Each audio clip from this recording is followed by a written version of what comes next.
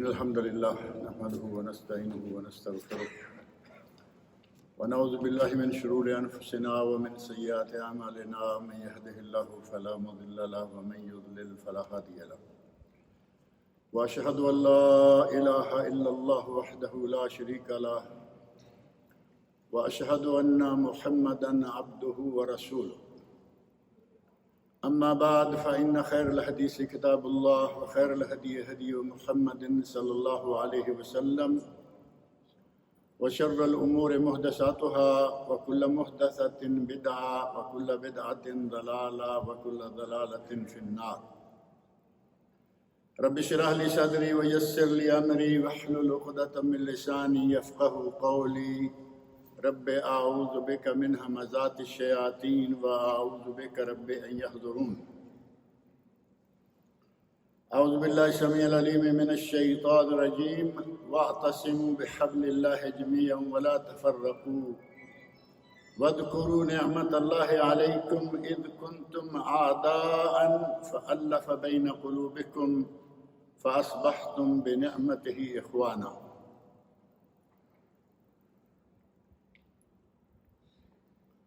اسلام ایک اجتماع کا دین ہے، جیسا کہ اسلام کے بارے میں معروف ہے کہ اس میں تفرقہ، دھڑے بندیاں، جماعت سازیاں اور جتنا بھی اختلاف و انتشار ہے اس کو مذموم قرار دیا گیا ہے، مذمت کی گئی ہے. اور نبی اکرم صلی اللہ علیہ وسلم نے اس سلسلہ میں بطور خاص توجہ دلائی، اور قرآن کریم سورہ آل عمران آیت نمبر 103 میں اللہ رب العزت نے ارشاد فرمایا ہے وَاعْتَصِمُوا بِحَبْلِ اللَّهِ جَمِيعًا وَلَا تَفَرَّقُوا. اللہ کی رسی کو خوب مضبوطی کے ساتھ پکڑ لو، وَلَا تَفَرَّقُوا، اور تفرقے بازی میں، فرقہ بندی میں مبتلا مت ہو جانا. اللہ کی رسی کیا ہے؟ دین اسلام. دین کے ساتھ جڑ جاؤ، دین کو سختی کے ساتھ اپنا لو اور ایک ہی راستہ اختیار کرو. بحبل اللہ جمیعا، اللہ کی رسی جو کہ ایک ہی ہے، اللہ کا دین جو کہ ایک ہی ہے، اسی دین کو پابندی کے ساتھ اختیار کر لو. ولا تفرقوا، اور فرقہ بندی میں مبتلا مت ہونا. اللہ رب العزت نے قرآن کریم میں کوئی ایک جگہ نہیں، بہت جگہ فرمایا تنازع مت کرو، جھگڑے مت کرو، اختلافات میں مبتلا مت ہو جاؤ. بلکہ اگر کبھی جھگڑا ہو جائے تو اللہ رب العزت نے اس کا حل بھی ہمیں بتایا. اگر کبھی جھگڑا، ہم انسان ہیں، انسانی معاشرے میں، انسانی دماغ میں، انسان کی رائے میں اختلاف ہو سکتا ہے، اس میں کوئی شک نہیں. اختلاف ہو جانا ممکن ہے، لیکن غلط بات پر اڑ جانا یہ غلط بات ہے. غلط بات پر اڑ جانے کا نتیجہ کیا ہے وہ آپ کے سامنے ہے. غلطی آدم علیہ السلام سے بھی ہوئی یا نہیں ہوئی؟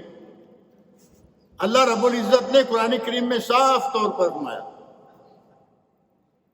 اور نبی اکرم صلی اللہ علیہ وسلم نے بھی صاف طور پر فرمایا نسی آدم ونسیت ذریتہ، بھول ہو گئی، چوک ہو گئی آدم علیہ السلام سے، اور یہ چوک ہوتی رہے گی اس کی اولاد قیامت تک آنے والے لوگوں سے. چوک آدم علیہ السلام سے ہوئی اور چوک غلطی شیطان سے بھی ہوئی، لیکن شیطان اڑ گیا، آدم علیہ السلام نے رجوع کر لیا، غلطی کی، معافی مانگ لی، بات ختم ہو گئی. ربنا ظلمنا انفسنا وان لم تغفر لنا وترحمنا لنکونن من الخاسرین. یا اللہ ہم بھول گئے، یا اللہ ہم نے اپنے نفسوں پر ظلم کر لیا، اگر تو ہمیں معاف نہیں کرے گا تو پھر ہمیں کوئی ٹھکانہ نہیں ملے گا. آدم علیہ السلام نے غلطی کی، بھول ہو گئی، چوک ہو گئی، معافی مانگ لی، رجوع کر لیا، بات ختم ہو گئی. اللہ رب العزت نے معاف کر دیا. شیطان اڑا رہا اور راندہ درگاہ ہو گیا، دھتکارا گیا اور سب سے بڑا مجرم قرار پایا۔ اختلاف ہو جانا ممکن ہے، لیکن غلط رائے پہ اڑ جانا یہ ہے بہت ہی بڑی غلط بات۔ اختلاف ممکن ہے، حتیٰ کہ اللہ رب العزت نے قرآن کریم میں ارشاد فرمایا فَإِن تَنَازَعْتُمْ فِي شَيْءٍ، اس کا معنی یہ ہوا کہ اللہ تو نعوذ باللہ ہماری طرح نہیں کہ اگر مگر کرے، اللہ کو یہ معلوم ہے کہ یہ میرے بندے کیا کیا کچھ کریں گے۔ اسی کے ضمن میں فرمایا کہ تمہارا اگر کبھی تنازع ہو جائے، اختلاف ہو جائے، کیا کرو؟ اپنی اپنی رائے پہ اڑ جاؤ۔ فَرُدُّوهُ إِلَى اللَّهِ وَالرَّسُولِ، اگر کبھی اختلاف ہو جائے، رائے مختلف ہو جائے، ہر آدمی اپنا اپنا فیصلہ دینے پر اور اسی پر عمل کرنے پر اڑ نہ جائے، بلکہ فرمایا فَرُدُّوهُ إِلَى اللَّهِ وَالرَّسُولِ، اسے اللہ اور اللہ کے رسول کی طرف لوٹا دو۔ اللہ رب العزت کی کتاب قرآن کریم موجود ہے، فیصلہ قرآن کریم سے لے لو۔ رسول اللہ صلی اللہ علیہ وسلم جب تک خود موجود تھے فیصلہ آپ سے لے لو، اور قیامت تک کے لیے آپ کے ارشادات صحیح سند کے ساتھ ثابت بہت بڑے بڑے مجموعے موجود ہیں، وہاں سے فیصلہ لے لو۔ تیسری کسی جگہ کا ذکر نہیں کیا گیا۔ اسلام اتفاق کا اور اتحاد کا دین ہے۔ اختلاف ہو جائے، ایک رائے جو کتاب اللہ اور سنت رسول کے مطابق ہے اس پہ آ جاؤ اور بات ختم۔ نبی اکرم صلی اللہ علیہ وسلم نے صحیح بات ہے کہ یہ ارشاد فرمایا ہے افترقت اليہود علی 71 فرقہ، یہودی 71 فرقوں میں بٹ گئے۔ وافترقت النصارى علی 72 فرقہ، عیسائی 72 فرقوں میں بٹ گئے۔ وستفترق امتی علی 73 فرقہ، میری امت 73 فرقوں میں بٹ جائے گی۔ اب نبی صلی اللہ علیہ وسلم نے ارشاد فرمایا 73 فرقوں میں بٹ جائے گی، تو کیا یہ سارے کے سارے ہی؟ ہر آدمی کہہ رہا ہے نا ہم چوما دیگر نیست، مجھ جیسا تو دوسرا کوئی ہے ہی نہیں۔ اور قرآن کریم میں اللہ رب العزت نے خود بتا دیا ہے کل حزب بما لدیہم فرحون، ہر جماعت اپنی اپنی رائے پر خوش ہے، ہر جماعت اپنے اپنے نظام پر، اپنی اپنی چاہت پر، جو کچھ کسی کے دل میں ہے اسی پر خوش ہے، لیکن ہر کوئی صحیح تو نہیں ہے نا۔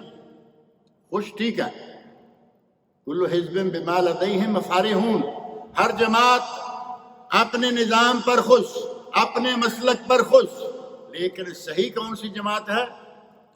جو اللہ اور اللہ کے رسول صلی اللہ علیہ وسلم کے مطابق ہے۔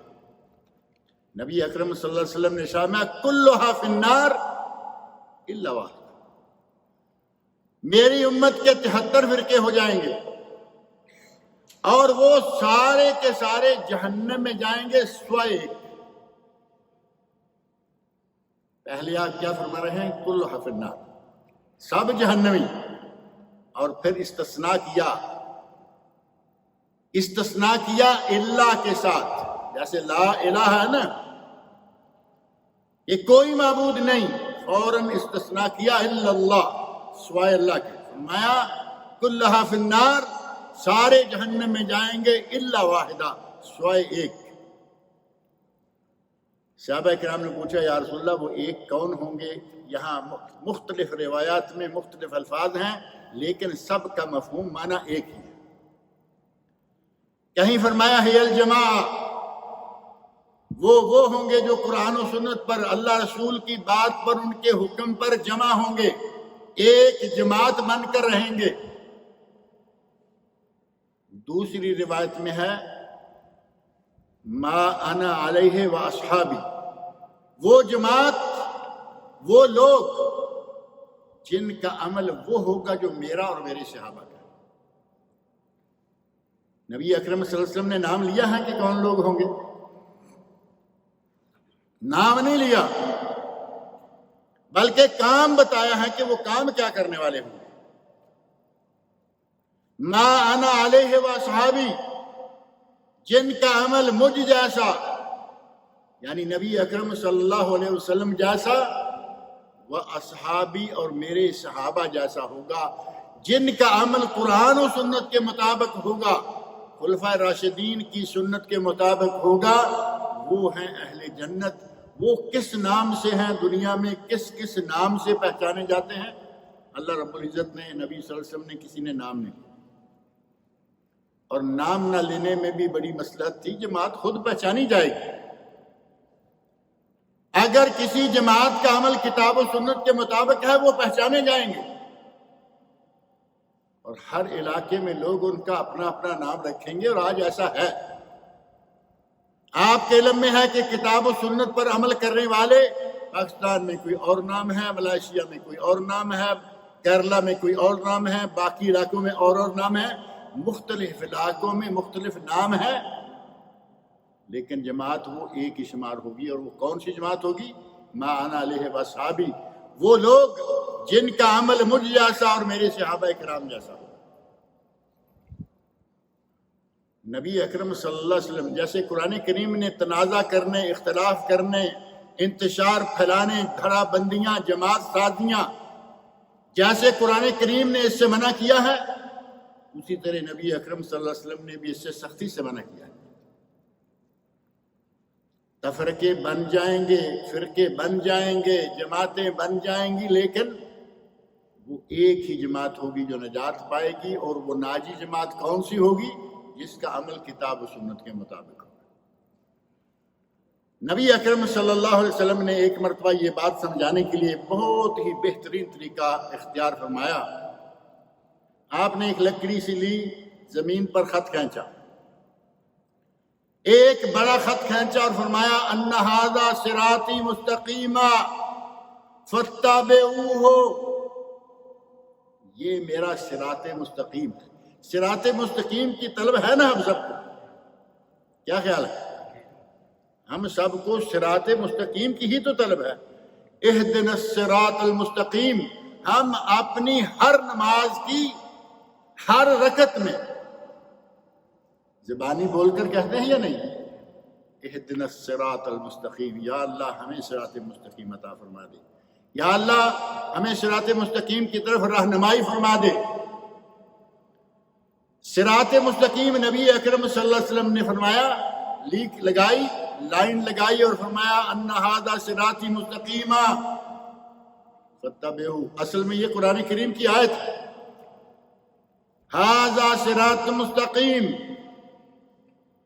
یہ ہے صراط مستقیم۔ خط لنا رسول اللہ صلی اللہ علیہ وسلم خطا، صحابی کہتے ہیں کہ نبی صلی اللہ علیہ وسلم نے خط کھینچا۔ خط ہمارے اردو میں بھی معروف ہے، آپ نے خط کھینچا اور اس کے اوپر اس لکڑی کو پھیرتے فرمایا کہ یہ میرا راستہ ہے، اور اس کے بعد ثم، پہلے بڑا خط کھینچ کے بعد میں دائیں طرف بائیں طرف کچھ خط کھینچے اور فرمایا کہ یہ سبل ہیں، وَأَنَّ هَذَا صِرَاطِي مُسْتَقِيمًا فَاتَّبِعُوهُ وَلَا تَتَّبِعُوا السُّبُلَ۔ قرآن کریم میں اللہ نے فرمایا راستوں، پگڈنڈیوں، چھوٹی چھوٹی سڑکوں پہ مت چڑھنا، شاہ راہ پہ رہنا۔ هَذَا صِرَاطِي مُسْتَقِيمًا وَأَنَّ هَذَا صِرَاطِي مُسْتَقِيمًا فَاتَّبِعُوهُ وَلَا تَتَّبِعُوا السُّبُلَ۔ یہ جو دائیں بائیں راستے نکل رہے ہیں، پگڈنڈی سمجھتے ہیں نا؟ پگڈنڈی معروف لفظ ہے۔ یہ بڑا راستہ جا رہا ہو تو چھوٹا سا کہ دائیں کبھی بائیں، بڑے بازار سے چھوٹی چھوٹی گلیاں نکلتی ہیں اور بڑے راستوں سے پگڈنڈیاں نکلتی ہیں۔ فرمایا ان پگڈنڈیوں پہ نہ جانا، اور اسی پر نہیں چھوڑ دیا کہ یہاں نہ جانا، فرمایا کہ علی کل سبل علی کل سبیل شیطان، ان چھوٹی چھوٹی پگڈنڈیوں، چھوٹے راستوں میں سے ہر راستے کے کنارے پر شیطان بیٹھا ہوا ہے۔ وہ ظاہر ہے کہ بلا رہا ہے، اور شیطان جس طرف بلائے طبیعت مچلتی ہے، آدمی بھاگتا ہے۔ ہماری دنیا میں ہمیں دیکھنے کے لیے بڑی آسانی کے ساتھ یہ سمجھ آ جاتی ہے کہ شیطان کدھر بلا رہا ہے. جس طرف شیطان بلا رہا ہے لوگوں کے مجموع کے مجمع، اور جدھر رحمان بلا رہا ہو تھوڑے سے کوئی نہ کوئی آ گیا. آپ اس کا اندازہ لگا سکتے ہیں کہ مسجدوں میں کیا حال ہوتا ہے، اور دوسری جگہ مختلف ناموں سے مختلف جگہ ہے بھری ہوئی ہیں. پچھلے دنوں کورونا کی وجہ سے بڑی سختیاں تھیں. ماسک کے علاوہ گلوز، ماسک اور ایک اوپر بڑا سارا کچھ لگانے کی بڑی پابندیاں.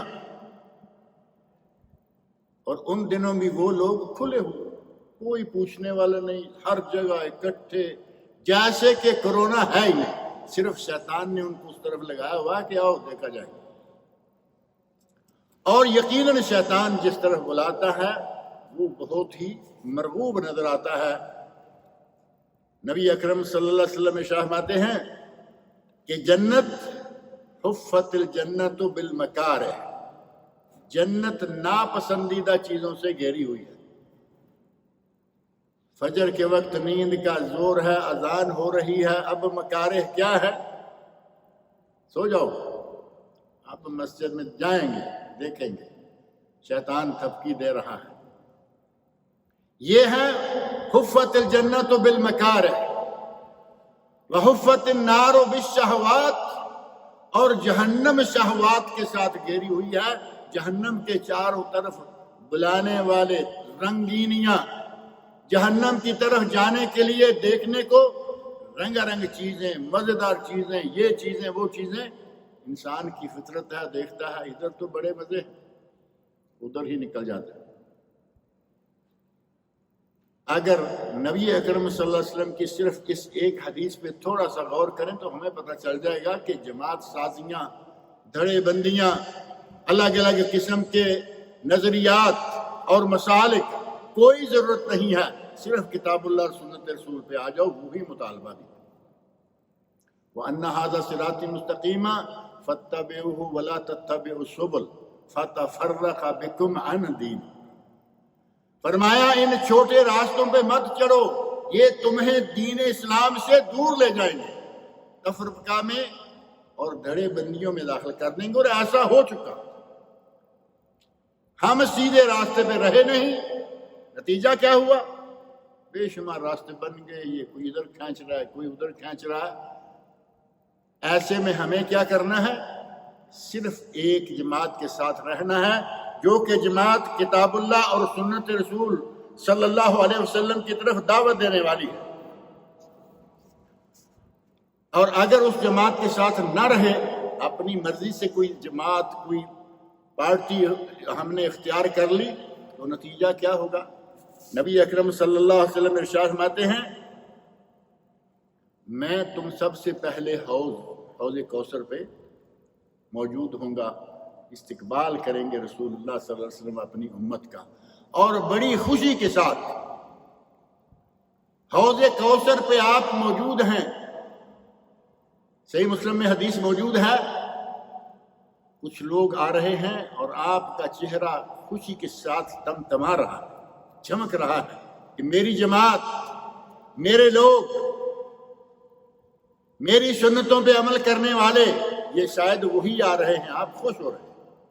اور جیسے ہی وہ جماعت ذرا قریب آتی ہے تو درمیان میں دیوار کھڑی کر دی جاتی ہے، جماعت کو روک دیا جاتا ہے. نبی اکرم صلی اللہ علیہ وسلم ارشاد فرماتے ہیں میں کہوں گا اے رب اصحابی، یا اللہ یہ تو میرے لوگ ہیں.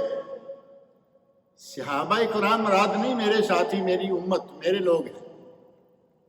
اے اللہ یہ تو میرے لوگ ہیں، ان کو کیوں روکا جا رہا ہے؟ تو نبی اکرم صلی اللہ علیہ وسلم کو کیا جواب دیا جائے گا؟ لا تدری ما احدثوا بعدک. اے میرے نبی، تم تو کہہ رہے ہو کہ یہ میرے لوگ ہیں، تمہیں نہیں معلوم کہ تیرے بعد انہوں نے کیا کیا. تیری سنتوں کو چھوڑ کر ان لوگوں نے بدعات اختیار کی. یہ بدعتیوں کی جماعت ہے، دیکھنے میں بڑی پاک باز، پارسا، اور آپ دیکھیں بدتی یقیناً شکل کے اعتبار سے بڑے مومن سے نظر آئیں گے، داڑیاں بھی ٹھیک، کپڑے بھی ٹھیک، وضع قطع ٹھیک، لیکن دل ٹھیک ہوں گے؟ دل ٹھیک نہیں ہوں گے، سنتوں کو چھوڑ کر بدعتوں کو اختیار کرنے والے لوگ۔ اور خود بدعت ایک ایسی چیز ہے کہ جس کے بارے میں اگر آدمی فوری طور پہ سوچے دیکھے تو لگتا ہے کہ یہ تو بڑا زبردست کام ہے، بڑا اچھا کام ہے، دیکھنے میں بہت عمدہ، لیکن دین اسلام سے دور، الگ تھلگ، دین سے اس کا کوئی تعلق نہیں۔ قرآن کریم نے، نبی اکرم صلی اللہ علیہ وسلم نے مختلف طریقوں سے ہمیں اس بات کی طرف توجہ دلائی ہے کہ ایک جماعت کے ساتھ ملے رہو، اور جماعت سازیاں، دھڑے بندیاں، اگر ایک مسلمان حاکم موجود ہے تو اس کی موجودگی میں کسی کو جرأت ہے کہ وہ بیعت لے؟ کسی سے بیعت کا مفہوم تو سمجھتے ہیں نا؟ ایک ملک میں ایک ہی شخص کی بیعت کی جا سکتی ہے، اور ہمارے یہاں کیا ہوتا ہے؟ ہمارے یہاں گلی گلی بیعت، محلہ محلہ بیعت، یہاں اس سرکار کی بیعت، وہاں اس دربار والے کی بیعت، وہاں اس سرکار کی، جگہ جگہ بیعتیں لی جا رہی ہیں۔ یہ سارے کا سارا سلسلہ اسلام کو پسند نہیں ہے، نہ قرآن کریم کو، اللہ رب العزت کو، اور نہ ہی نبی اکرم صلی اللہ علیہ وسلم کو۔ اور جب ہم اختلافات میں جائیں گے، نظریات میں جائیں گے، پارٹیاں بنائیں گے، جماعتیں بنائیں گے، تو پھر ان میں سے ظاہر ہے کہ جب کتاب اللہ اور سنت رسول کو چھوڑ کر نکلیں گے تو جماعتیں صحیح کیسے ہوں گی؟ اور پھر انہی میں سے بعض جماعتیں ایسی بھی آ جاتی ہیں جن کو حکومت چاہیے، انہیں کتاب اللہ اور سنت رسول سے غرض نہیں، انہیں اپنے لوگوں کو جنت میں لے جانے کی غرض نہیں، ان کی غرض کیا ہے؟ کہ ہمیں حکومت ملے، تخت ملے۔ وہ سر دھڑ کی بازی تخت یا تختہ کے لیے، یا تخت پہ جائیں گے یا تختہ ملے گا، یعنی مارے جائیں تو مارے جائیں، لیکن تخت پر پہنچنے کے لیے ہر وقت کوشش کرتے رہتے ہیں۔ پھر اسی بڑی جماعت کے پیٹ سے کئی چھوٹی چھوٹی جماعتیں نکلتی ہیں جو امت میں بہت ہی نقصان دہ جماعتیں شمار ہوتی ہیں، اور ان جماعتوں کی ایک خاص نشانی یہ بتائی گئی ہے کہ وہ جگہ جگہ اپنی، ہر ملک میں جہاں بھی ہیں، حاکم کے مقابلے میں اپنی بیعت الگ سے لیتے ہیں، اور پھر ساتھ ہی حاکم کے خلاف بغاوت کرواتے ہیں۔ اب یہ تو آپ اندازہ کر سکتے ہیں کہ کسی مسلمان حاکم کے خلاف بغاوت کی دعوت دینا، اور مسلمان حاکم بھی جو کہ صحیح مسلمان ہو، کمی کوتاہی ممکن ہے لیکن عمومی طور پر اسلامی حاکم ہو، اس کے خلاف اگر کوئی بغاوت کی دعوت دیتا ہے، ایسی جماعتیں جو ہیں وہ مسلمان جماعتیں شمار نہ کی جائیں گی، بلکہ یہ وہ جماعتیں شمار کی جائیں گی جو حکومت کی باغی اور اسلام کے لیے انتہائی نقصان دہ جماعتیں ہیں۔ ان جماعتوں کے حوالے سے سعودی عرب کے دارالافتاء نے ایک فتویٰ جاری کیا ہے، بلکہ ہے تو کبار العلماء، یہاں کبار علماء کی ایک کمیٹی ہے، اس نے ایک فتویٰ جاری کیا ہے یا ایک بیان جاری کیا ہے، جس بیان میں انہوں نے کہا ہے ان اللہ تعالی امر بالاجتماع، جو میں نے بات شروع میں کی ہے کہ اللہ نے ہمیں اکٹھے رہنے کا حکم دیا ہے، مسلمانوں کو چاہیے کہ اکٹھے رہیں، تفرقہ بازی اور اختلافات سے بچیں۔ اور اللہ رب العزت نے اس طرف توجہ دلاتے ہوئے فرمایا ہے ان الذین فرقوا دینہم وکانوا شیعا، جن لوگوں نے دین کو تفرقہ بازی میں مبتلا کر دیا، دین کو بانٹ دیا، چھوٹی چھوٹی دڑے بندیوں جماعتوں میں بٹ گئے، لست منہم فی شیء، آپ ان میں سے آپ کسی چیز پر نہیں، انما امرہم الی اللہ، ان کا معاملہ اللہ کی سپرد ہے، اللہ ان کو دیکھے گا کہ جو دین میں یہ دھڑے بندیاں کر رہے ہیں ان کو اللہ سنبھالے گا، اللہ سمجھے گا، ثم ینبئہم بما کانوا یفعلون، انہیں بتائے گا کہ جو کیا کرتوت کرتے رہے۔ یعنی اس معاملے میں نبی صلی اللہ علیہ وسلم سے فرمایا گیا کہ آپ ان کو چھوڑ دیں، ان سے ہم سمجھ لیں گے۔ اور اللہ رب العزت نے اپنے بندوں کو صراط مستقیم پر چلنے کا حکم دیا ہے اور چھوٹی چھوٹی پگڈنڈیوں پر چڑھنے سے منع کیا ہے۔ قرآن کریم کی آیت ابھی میں نے آپ کے سامنے پڑھی ہے، وَأَنَّ هَذَا صِرَاطِي مُسْتَقِيمًا فَاتَّبِعُوهُ وَلَا تَتَّبِعُوا السُّبُلَ فَتَفَرَّقَ بِكُمْ عَنْ سَبِيلِهِ ذَلِكُمْ وَصَّاكُمْ بِهِ لَعَلَّكُمْ تَتَّقُونَ۔ اور یہ صراط مستقیم چلنے کے لیے ہمیں کون سا معیار چاہیے؟ اور وہ معیار ہوگا کتاب اللہ اور سنت رسول پر عمل کرنا۔ اگر ہم اس سے نکل گئے، کتاب اللہ اور سنت رسول کو چھوڑ کر میری اور تیری پہ آگے، تو صراط مستقیم چھوٹ گیا۔ اور یہی بات نبی اکرم صلی اللہ علیہ وسلم کی حدیث صحیحہ میں بھی بتائی گئی ہے کہ یہ جو سبل ہیں، چھوٹی چھوٹی پگڈنڈیاں ہیں، ان سے اللہ رب العزت نے، نبی اکرم صلی اللہ علیہ وسلم نے منع کیا ہے۔ اور اگر ان میں جائیں گے تو پھر مختلف مذاہب، مختلف جماعتیں، مختلف دھڑے نکلیں گے جو حق سے انحراف کرنے والے، یعنی حق کو چھوڑ کر اپنی منشا، اپنی مرضی کے مطابق چلنے والے ہوں گے۔ اور ان مرضی کے مطابق چلنے والی جماعتوں کے سلسلہ میں نبی صلی اللہ علیہ وسلم نے وہ ارشاد فرمایا، جو ایک لکیر لگائی اور فرمایا کہ میرا راستہ یہ ہے، جو آدمی اس راستے پر قائم رہے گا وہ صراط مستقیم پر ہے۔ پھر آپ نے دائیں بائیں خط لگا کر بتایا کہ جو ان چھوٹی پگڈنڈیوں پہ چڑھے گا، ہر ایک اس چھوٹے راستے پر شیطان موجود ہے اور وہ اس طرف بلاتا ہے۔ اور بالآخر نبی اکرم صلی اللہ علیہ وسلم نے قرآن کریم کی آیت پڑھی، وَأَنَّ هَذَا صِرَاطِي، فرمایا کہ یہ دیکھ لو قرآن کریم کیا رہا ہے۔ نبی اکرم صلی اللہ علیہ وسلم نے خط لگا کے سمجھایا اور پھر فرمایا کہ دیکھو قرآن کیا رہا ہے۔ نبی اکرم صلی اللہ علیہ وسلم کوئی بھی مسئلہ بتاتے تو اپنے لوگوں کے ذہن میں اتارنے کے لیے مثالیں بھی دیا کرتے تھے۔ یہ مثال دے کر بہترین رنگ اختیار فرمایا کہ یہ ہے اللہ کا راستہ اور یہ ہیں جو پگڈنڈیاں ہیں جن پر شیطان بیٹھے ہیں۔ مسند امام احمد میں یہ حدیث موجود ہے۔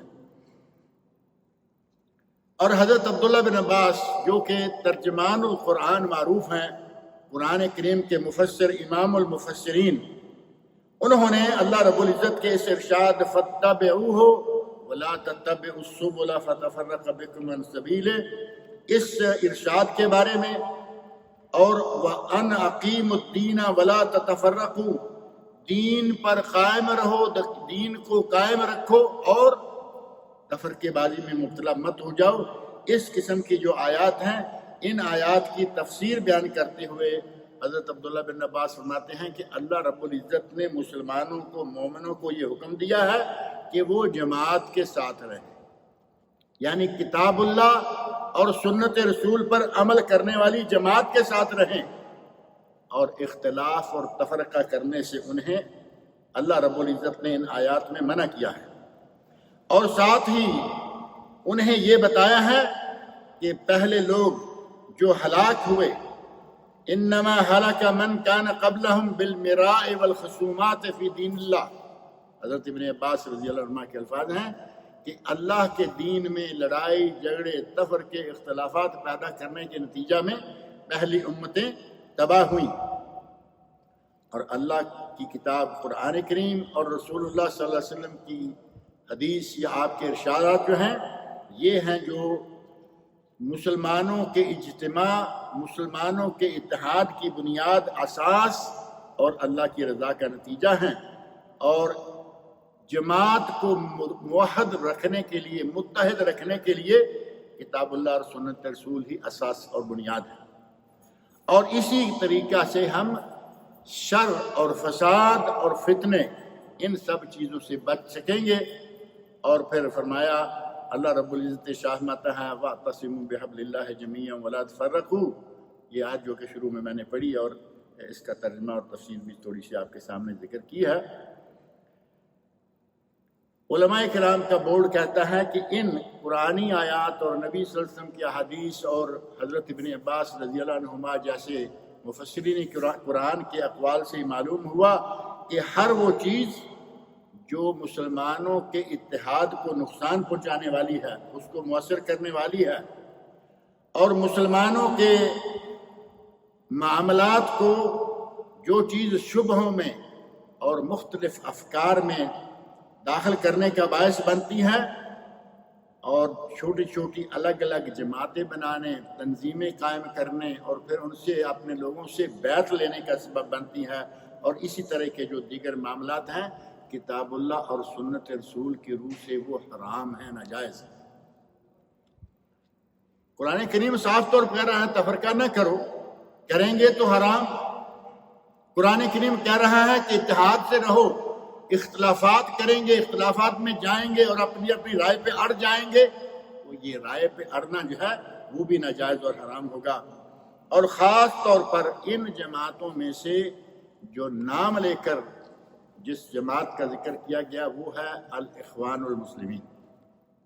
میرا خیال آپ لوگ جانتے ہوں گے جماعت کو یا نہیں؟ یہ بنیادی طور پر مصر میں بنائی گئی تھی، آغاز اس کا مصر میں ہوا، الاخوان المسلمین، اور اس جماعت کے بانی ہیں، معلوم ہوگا یا نہیں؟ حسن البنا۔ حسن البنا بانی جماعت ہیں۔ اس کے بعد پھر سلسلہ چلتا رہا، آتا رہا۔ آج کل بہت سارے بڑے بڑے لوگ، بڑے بڑے علماء بھی اس جماعت کے ساتھ لگے ہوئے ہیں، لیکن اس جماعت کو ہیئت کبار علماء سعودی عرب نے منحرف جماعت قرار دیا ہے کہ یہ فکری طور پر منحرف ہیں، باطل پر ہیں، حق پر نہیں ہیں۔ اور جیسے ایک جملہ ہمارے ملک میں کہا جاتا ہے، وہ جملہ شاید آپ سمجھ جائیں گے آسانی سے، کہتے ہیں کہ ان کو اسلام نہیں چاہیے، اسلام آباد چاہیے۔ میں نے اس لیے اپنا ملک کا نام لیا ہے۔ اگر پاکستان کے حوالے سے دیکھیں گے نا تو یہ کہا جا سکتا ہے کہ اس جماعت کو اسلام نہیں، اسلام آباد چاہیے، یعنی ان کو اسلام کی نہیں بلکہ تخت کی ضرورت ہے، تخت شاہی، حکومت چاہیے۔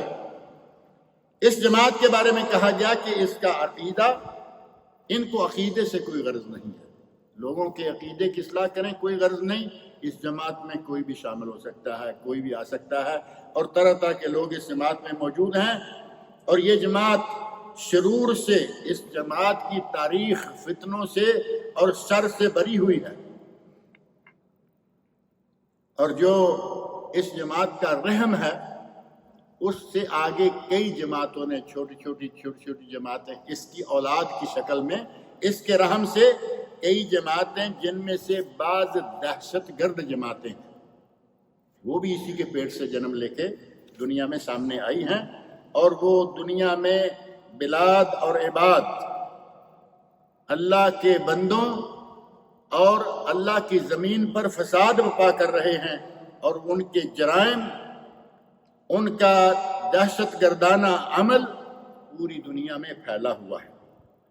ان امور سے یہ بات واضح ہو گئی کہ یہ جماعت اخوان المسلمین ارہابی جماعت ہے، اور یہ کسی اسلام کے خاص صحیح منہج کی تابعداری نہیں کر رہی، نہ ہی اس کی یہ نمائندہ ہے۔ یہ اپنے جماعتی اور دین حنیف کے خلاف جو دھڑے بندی ہے، یہ اس کو لے کے چل رہی ہے، اور دین کا نام لے رہی ہے، دین کے پردے کے نیچے اپنا یہ کام کر رہی ہے۔ لیکن کام کیا کر رہی ہے؟ جو تفرقہ بازی، فتنے بپا کرنا، عنف، تشدد کرنا اور ارہاب، دہشت گردی کرنا، اصل میں کام ان کا یہ ہے۔ لہذا تمام مسلمانوں کو چاہیے کہ اس جماعت کے بارے میں اپنے ذہن میں یہ چیزیں رکھیں اور ان سے بچ کے رہیں، ان کے بہکاوے میں نہ آئیں، اور نہ ہی دلوں میں ان کے لیے کوئی خاص مقام رکھیں۔ اللہ رب العزت سے دعا ہے کہ وہ ہم سب کو، تمام مسلمانوں کو، ہر طرح کے شر، فتنہ اور ان مختلف قسم کی جماعت سے اللہ تعالی ہم سب کو محفوظ رکھے، اس صراط مستقیم پر، اس جماعت حقہ پر ہمیں قائم رکھے جو اللہ رب العزت نے قرآن کریم میں اور نبی اکرم صلی اللہ علیہ وسلم نے ہمارے لیے وہ جماعت بتائی ہے۔ اللہ رب العزت مجھے اور آپ سب لوگوں کو صحیح جماعت، کتاب و سنت والی جماعت پر چلنے کی توفیق